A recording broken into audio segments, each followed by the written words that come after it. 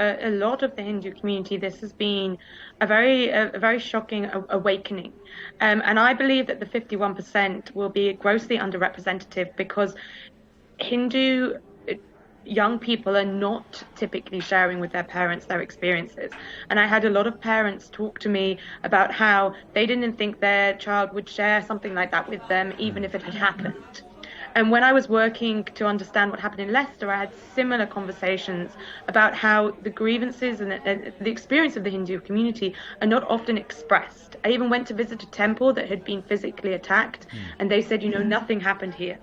And I think that sort of approach to the prejudice and the discrimination being faced does lend to an underreporting. So when I say 51%, that's going to be an underrepresentation. That's a big statement that you make, that you're saying that even 51% of the sample could actually be an underrepresentation because many don't want to talk about it or report it. Did you also in your study realize that some of it could also be what is being taught to some of the other children or children from other communities in their homes? Are they coming preconditioned with a particular approach and attitude? And is that a larger malaise then? Yes, absolutely. We were seeing ideological elements from multiple angles. The hate, which is something that is feeding into why the hate is so large, essentially, is that it is multifaceted. And I talk about an Abrahamic othering as well, and the banding together of both Christian pupils and Muslim pupils in their approach to this, what they consider to be a very different religion. And there's attempts to convert both from Christian pupils and Muslim pupils. The cases described pertaining to Muslim pupils were at times quite aggressive, saying that the bullying will stop when you convert, and there was encouragement to seek out extremist preachers online. And again, to convert. So that's a real concern for our counter-extremism agenda here in the UK. But again, is this something that teachers are going to pick up on? Well, I really doubt that. So yes, this is a multifaceted hate coming from multiple aspects and ideologies. There was sort of typical, I don't like to use the word typical here, but a more typical racism that I think schools would be able to identify, sort of anti-skin color and generally anti-India and anti-Hindu, through to very specific, context-specific slurs and religious-specific attacks that I don't think teachers will be equipped to recognize. There was the case of the young woman who had beef thrown at her for being Hindu. Now, whether that would be understood by the school as a bullying incident in the school, but they wouldn't realize the undertones of that being anti-Hindu, that's something I would really like to look into more. You're quite shocking that you're saying that you conducted this survey in schools, and in schools the bullying is on the fact that you must convert and the bullying will stop. So if this is being said in schools, wonder what's happening in universities and in colleges at a larger level. Rishi Nanda is with us now, Charlotte, so please stay with me. I'll just take one or two questions with Rishi and then bring you into the conversation, and please feel free to add your thoughts to what Rishi has to say. Rishi, thank you. The academic aspect, this is something which Charlotte said you would be in a better position to answer this. Are the textbooks also aligned to teach Hindu hate or Hinduphobia? Or is it teachers who are adding to or going beyond what the textbooks actually teach or prescribe?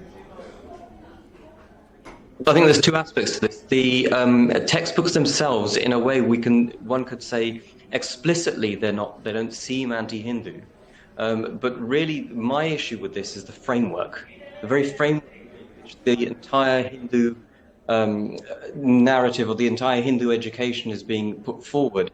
It's within the context of an Abrahamic framework, in the context of a post-Enlightenment framework, a modernist framework, and really what it does is it takes a very reductionist approach, and essentially converts this entire civilization into just one little box of a religion. And it really kind of undermines what it is. Now, by using an Abrahamic, particularly a Protestant Christian yardstick to judge the entire syllabus by, the Hindu syllabus, and it's not just for the Hindu one, it's for anything that isn't essentially Abrahamic.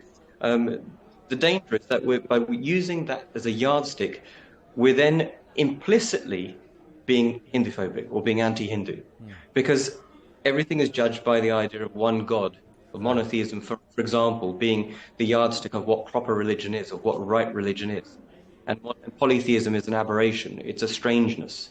Whereas ironically, back in the ancient world, before these monotheistic groups came around, the entire planet was made up of polytheistic cultures, so that was very much the norm. But there's this judgment. Now, where the teachers come into it is inherently, if they're, I would say that the teachers that are of Christian background, they're not going to have spent their time studying the Hindu stuff in detail to really understand the nuances. I mean, I've spent my academic career, I've spent the past 25 years engaging with this, and more amazing things still come up. So for them not to even engage in it, what they then do is that naturally their own cognitive bias comes in, and they're going to comment. They're going to comment on Hindu ideas from their Christian perspective. Rishi, correct me if I'm wrong, and Charlotte, you can weigh in on this. Britain does not define Hinduism as a religion. And secondly, is there no understanding between the difference between idols and deities?